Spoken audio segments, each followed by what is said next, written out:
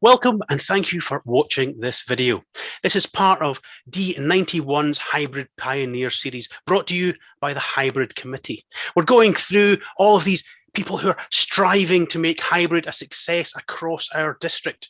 And we're getting them to give their insights and ideas. And I'm so pleased tonight that we've got Caroline Brewer. Caroline has been a member of Casterbridge Speakers based in Dorchester since 2009. She achieved the DTM award through the legacy system in 2019 and will complete her presentation mastery pathway this year. Over the years, she has filled many club leadership roles, including area director for Area 42 and club president on 2 occasions. She is currently club mentor coordinator and loves seeing new members join and thrive with the support of strong mentorship. She has previously competed at district level in the humorous speech contest and division level in the international speech contest. Caroline has worked as a corporate HR manager and is presently an independent HR consultant and coach.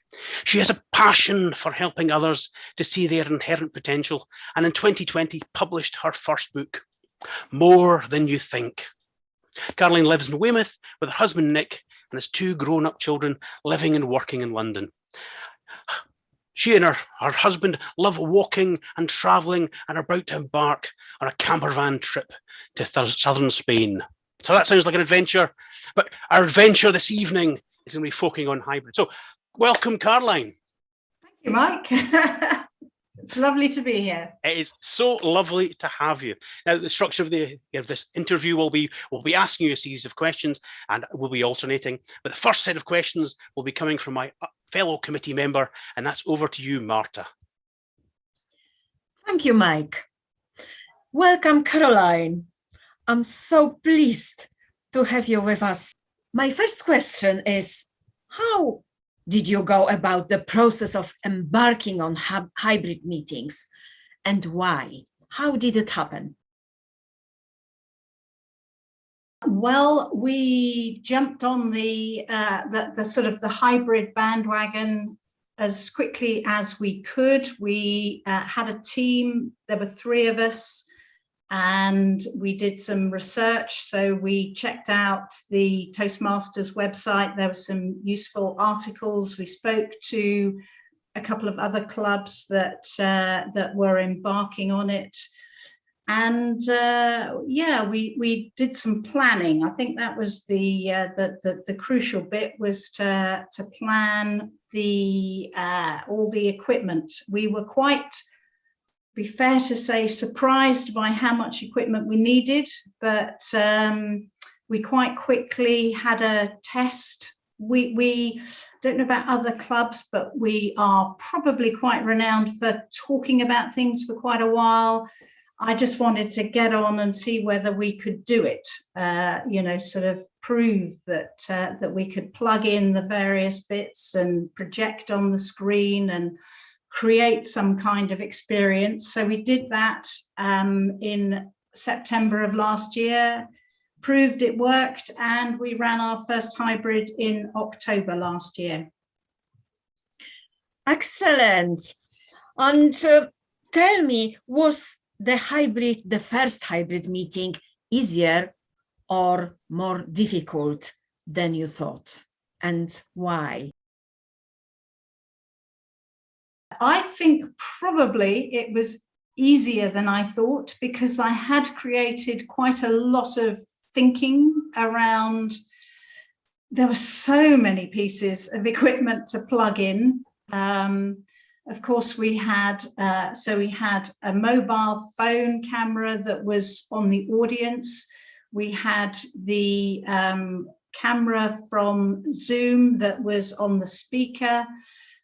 We had the sound from Zoom. We had the sound from the room to Zoom. I mean, you know, so many things to think about. And it went a lot smoother.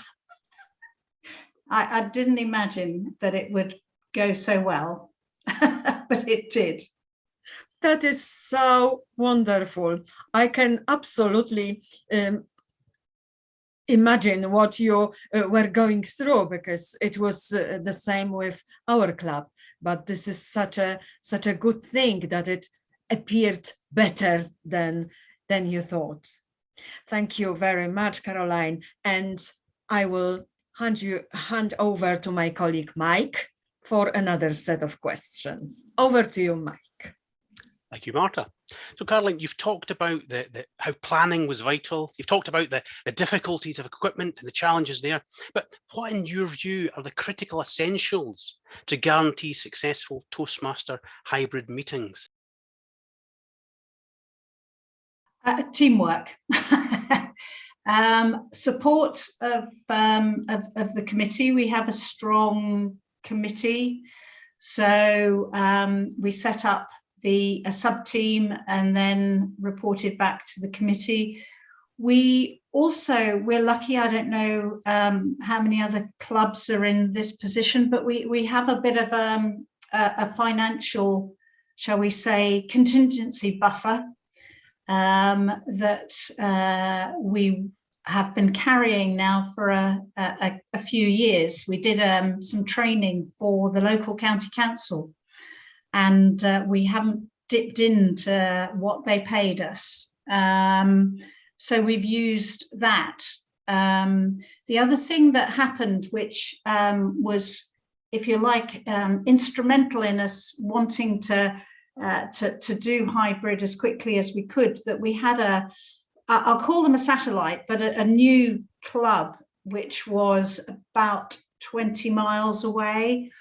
And actually they had suffered or struggled during lockdown, and the decision they made was to close, but they had some funds and they wanted to offer their members to join us. So we felt that hybrid was the best way to do that. So we had some, if you like, some money from there as well to enable us to purchase the equipment. But it really comes down to the will of and the sharing of knowledge and will to set it up. That's what makes it. It lives and dies on that. I think that's perfect. I mean, the balance is absolutely there. You know, teamwork makes the dream work, but money makes the world go round. Yeah. If you can't bring both of them at the same time, then it can be a real uphill struggle. But I can certainly see that you've made that work, which is great to hear about. Going back to the meetings themselves, what is a positive that hybrid meetings have provided that neither online or in-person meetings could have? From our experience, it has been, although we did get this during obviously the Zoom only meetings, it has been that guests from anywhere in the world can join in, have joined in. Yeah, and there's just that flexibility. So, you know, there's still unknown, isn't there, around the COVID. So we've had some members recently go down with it, and they've still been able to join. So, you know, it's around that flexibility and just getting the club name out there. I think that's it. It's realised that dream of Toastmasters that you could drop into any club around the world beforehand, but now you can. Most clubs have got an online or a hybrid system running somewhere, so you can get around the world anytime you like. And actually, as for the flexibility, yeah, sometimes you haven't got the energy to get to the club, but the club can come to you. I think that's exactly it. That's it in a nutshell, really what it is that hybrid can do for clubs. So moving on to the next question, I will pass back to Marta. So Marta, over to you. Thank you. Caroline, I would like to know, what is your best hybrid meeting experience so far? Was it your first meeting back in October? You'd get a range of answers depending on who you asked. in the club. So I am 50% at the moment of the setup team. So actually I find the meetings quite intense. I'm the sort of the Zoom master and the technical setup. So you'd be right in that assumption that it was the first meeting where actually if you like, the sort of that there wasn't so much pressure because we were all new to it and it worked and it was like, oh my goodness, it worked. Whereas now I'm exhausted at the end of the meeting, but yeah, I mean it is a wonder that we can make it work, that we can have, and we don't have large numbers join us online, but we have had, I think, probably up to 4 or 5. And I think that was for me, that was a great meeting to know that we'd had 4 or 5 people that had been able to join that wouldn't have done. The less enjoyable, shall we say, are the ones where there's only one person and all of that effort has gone into one person. One thing I haven't mentioned because so I do the technical bit, but we have someone else. He's an ex-engineer who does the room setup. So that's quite there's quite a bit to think about in terms of we have a screen that goes along the whole of a wall, dark screen, so that we then have some fairly excellent lights that then light up the speaker for the camera. So that he sets that up, and then it all has to be put away again. True. And the members who come in person are really, the strength of all of this falls on them. And it is also what you mentioned about this equipment that you have to put up and then go away with after the meeting, isn't it? And there seems not to be enough time for it. So you've touched up on equipment. How did you what equipment are you using? But how did your club select the equipment and decide on the setup after that first meeting? Do you still have the same setup as the beginning? Similar. The first one was sort of cobbled together with bits and pieces that individuals owned. So once we'd proven that it would work, we were most sort of concerned about the microphone, the room mic, to make sure that people could hear the whole meeting. We meet in a hotel, in a room. It's a medium-sized room, and we often have 15 or 16 people sort of sitting around in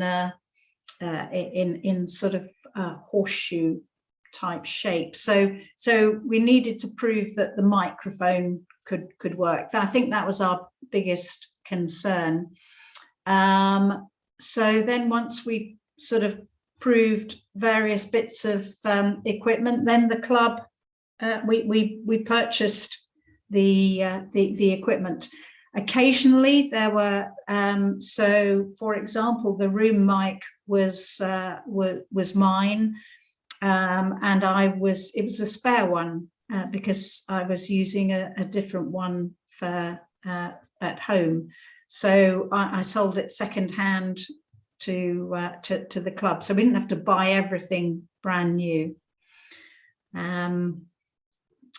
So yeah, the setup has, I think we put so much into the planning and the preparation that the setup has stayed the same. We were really lucky. One of our members, her husband is a lighting specialist, and he designed and has lent us has lent us the lights. So yeah, and as I say, the colleague that I do the setup with, he's an engineer, so you don't even want to begin to get your head around what he's using as the to put the screens together. But extendable fishing rods and various things like that come into play. Wow, that is absolutely marvelous. Fishing rods. Wow. And it is good that you keep your venue, the same venue, so you don't have to change it. Yeah, and they allow us to store everything.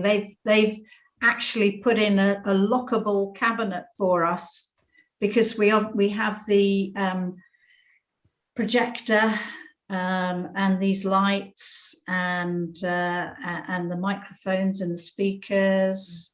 The only thing that is not owned by the club, and therefore not that doesn't stay in this locked cabinet, is the laptop and the mobile phones. Yeah.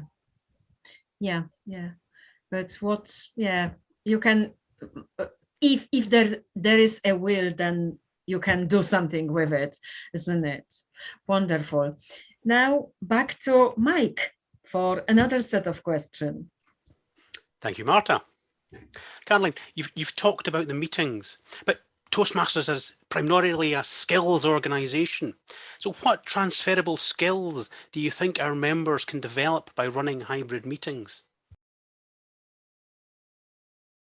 Well, that was, in fairness, one of the main, one of the drivers of doing it, because we appreciated the skills that we had learned by being on Zoom, and we didn't want to lose those.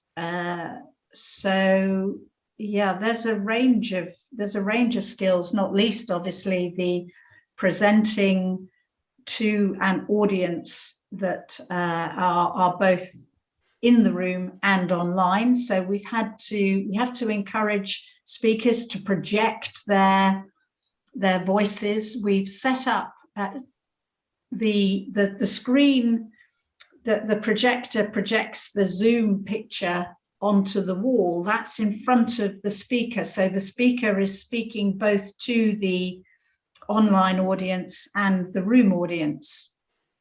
But we still have to encourage people to do that, to project to both audiences. And we've had to think about, if people want to do show videos or do slide presentations, then the technical side of making that work online and to an in-room audience, those are interesting skills that you wouldn't in any other situation really have the opportunity to develop. I mean, I agree. I mean, I think if you think about it, yes, there's definitely the sharpening of the speaking skills that we were using on Zoom, the dealing with a zero energy environment in your own room.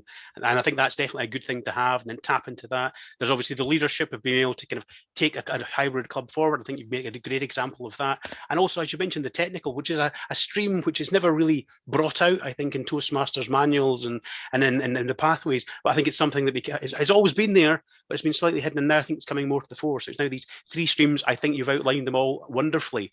So I think that's a great answer to the question. Thank you.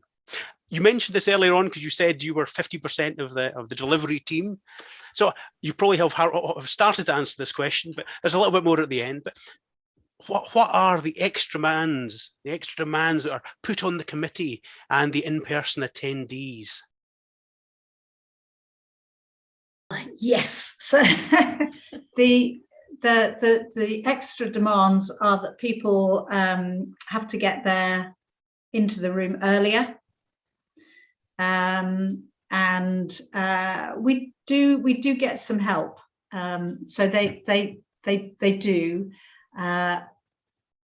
and we will gradually sort of train up more people, or we are gradually training up more people to do the technical side and the sort of overseeing the room setup. And then at the end now, people do help to put it away. Otherwise, we'd be there till goodness knows when. So that's helpful.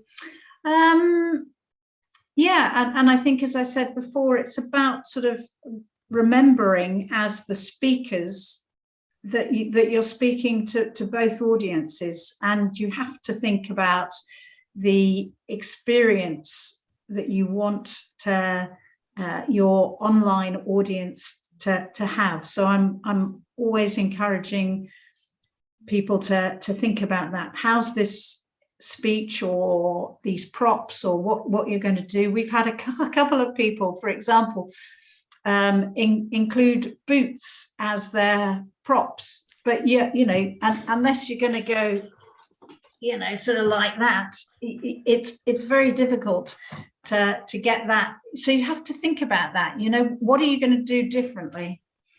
Yeah, and sometimes the technical stuff doesn't work, and you have to respond in the moment to, you know, find a way around a problem.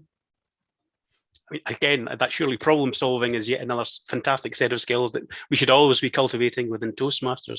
And as for your earlier point, I'm with you 100%. I think the first couple of hybrid meetings we did, I was staring at the people in the room because I'd not seen them in the flesh for months and months and months, and absolutely forgot about the people online. And it has been a real wrench to try and remember about that. So yes, that is absolutely a retraining and having to rethink about, you know, your role. If you're doing a role as the Toastmasters, remember you're dealing with a much broader audience. So it is definitely has to extend. But then again, that's why we come to Toastmasters, is to push ourselves out of comfort zones, to challenge ourselves, to be put in situations where things can go wrong so that we can overcome those. So thank you much for that fantastic answer there. That was very much very reminiscent of my own experience, and I can absolutely see the fun that must have been. So hopefully for more fun and games, let us go back to Martha.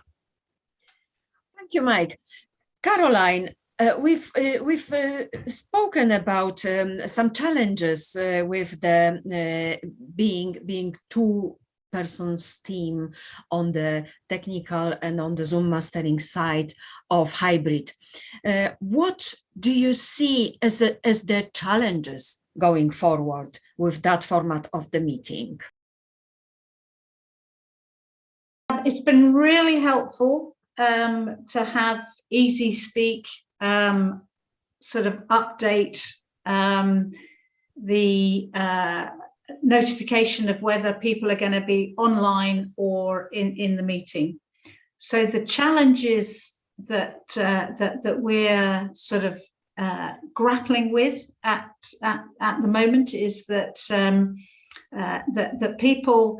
We've sort of put together a strategy that says if nobody has signed up, and this hasn't happened yet, but if nobody signs up for hybrid by Monday, then we won't be running, if they haven't signed up to be online, we won't be running it as a hybrid meeting, so that at least we can plan when we need to get there.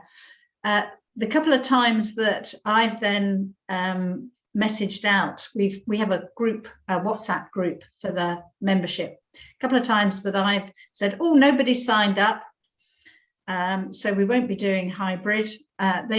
People have come back and said, oh, I signed up the wrong thing. So I am intending to be online. So, you know, they're sort of, oh, here we go again.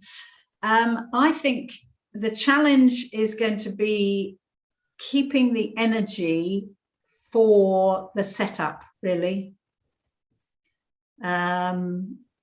If there's only one or to, you know, as people get more used to coming back in the room, that's where the real Toastmasters experience is. You know, it's lovely to have, you know, someone from the other side of the world, but that's not what we're about as a club. We're about being in the room, and I think as we come out and get back into sort of, if you like, a more consistent, you know, and comfortable position where we're not having to, or we don't have this thought that we might have to jump back into being online, then I don't know. I think the challenge will be how long do we keep this up? Yes, this is a vital question, and obviously, as you mentioned earlier, it just drains you when you are a main person that is giving that service, that Zoom mastering service during the meeting. It drains you, so you may be burned out with the time, but hopefully, as you said, you were training some more people to do this with confidence. So let's hope that this will be in progress. What is the best possible outlook you would predict with Toastmaster hybrid meetings in this year? Yeah, that's what I don't know is the answer, honest answer. Predict, I think as a club, so you've had my views, but it would be fair if I spoke a little bit about the committee views, is that hybrid is here to stay, but that we might not every meeting will be a hybrid meeting. So we might end up, we're saying at the moment, we're playing with it at the moment, and we're saying that, and this hasn't happened yet, but we're saying that 1 in 4 meetings, so every other month, will be non-hybrid. My view that it might be one a month is hybrid and 1 a month is non-hybrid, but I can predict what I think, and I can tell you what I think the committee think. Yes. And in this, you go with the situation, and then you assess, and then you see what can you do, isn't it? Yep. It's all it's still, you know, it's still being trialed. It's still a big experiment. Absolutely. It's been fantastic. I mean, it's been amazing that as a club, we have continued to grow and thrive throughout the last couple of years. And, you know, this format of Zoom and then hybrid, that's, you know, that's part of it. So you're right. We have to share the energy and the responsibility. Yes, absolutely. It's been so lovely to talk to you, Caroline. This was my last question, and it was a last question in this interview. We are I feel very privileged that you had the time to come to us and to talk with us about these experiences. So once again, thank you very much. Over to you, Mike, for the finishing note.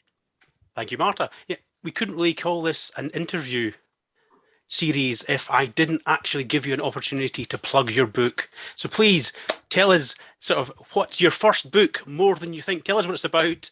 Sort of maybe put a wee plug in. Again, this is an interview, so go for it.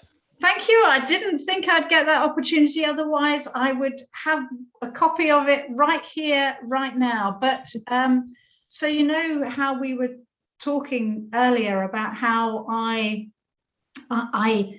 did all that planning. I thought it was going to be harder than it was. But hey, it turned out not to be as hard as I thought it was. So the book is all about how we do that, you know, how the psychological system tricks us and traps us into overthinking and assuming that things are going to go wrong. And there's a certain amount, you know, of that helps us to plan. But we can if we procrastinate and it stops us from moving forwards, then that's not helpful. So the book is all about the human psychological system and how thinking. So that's why it's called "You Are More Than You Think," or "More Than You Think" is the actual title. But it's about how we think too much. That's fantastic. And I can absolutely see how that thinking fed into your answers this evening. This idea of, you know, don't hold back, just do it, just see where it goes. And, you know, don't worry about what might happen, but worry what might not happen. In a sense of what you might be losing, what you might have not had a chance to do. Open up that door and see where it takes you. And I think that definitely came through. We're so much more resourced and energized in the moment. So, you know, I now can do this sort of thing because I know that, you know, it'll be okay. It's only if I... Yeah, it'll be more than okay. It will be absolutely fantastic. It will be glorious. And I think that's a fantastic point to end upon. Caroline. Sorry, can I just say there's also, there of course is a chapter in the book all about Toastmasters and public speaking. So yeah, and you can get it on Amazon. Caroline Brewer, More Than You Think. Sounds like it should be on every Toastmasters bookshelf. It should. It should. Thank you. Thank you for giving me the opportunity. No, thank you, Caroline, for sharing your experience this evening, sharing your experience with anyone who might be interested in hybrid meetings across D91. And this is the idea behind this entire series, is just to distill this knowledge, distill this experience. And as you said at the end, you know, to break down any barriers, you know, to make sure that people aren't scared of doing something just because they might not have all the answers. The answers are out there. You just need to try and give it a go. So, so thank you, Marta, for being my fellow interviewer this evening. Thank you, Mike. And thank you, Caroline. And thank you, Caroline. And enjoy Spain. I hope that you have a glorious holiday. Yes. Thank you. Thank you. And viewer, we hope to see you next time. I'm sure we'll have another fantastic D91 hybrid pioneer joining us again. So please do keep an eye on that stream and join us next time.